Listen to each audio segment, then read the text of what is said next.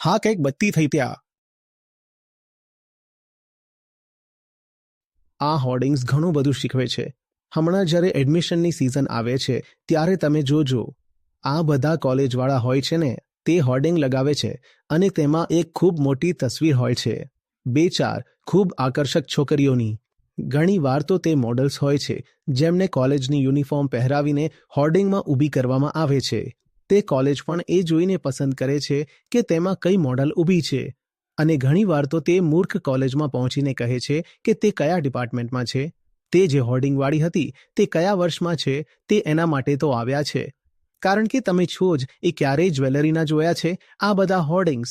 તમે કોઈ જ્વેલરીનું હોર્ડિંગ બતાવો જેમાં કામિની હાજર ન હોય અને તેમાંથી 80-90% ક્લીવેજ પણ હાજર હશે. ટેમ્પલ ક્લીવેજ એટલે એવું કે તમે તેને મિસ કરવા ઈચ્છો તો પણ મિસ નથી કરી શકતા. આવી જ રીતે તો આપણે નિર્ણય લઈએ છીએ અને જઈને ત્યાં 10 લાખનું જે કંઈ પણ છે તે ખરીદી લાવશો. આવી જ રીતે તો કરી રહ્યા છો. અને બીજું શું કરી રહ્યા છો? એ જ રીતે તમે કોલેજ પસંદ કરો છો. બિલકુલ એ જ રીતે તમે જીવનસાથી જેને કહો છો તેને પસંદ કરી લો છો. આગલી વાર જ્યારે કંઈ પણ પસંદ કરો ત્યારે યાદ કરજો કે તમે તે જ છો જે આવી જ રીતે પસંદ કરતો આવ્યો છે.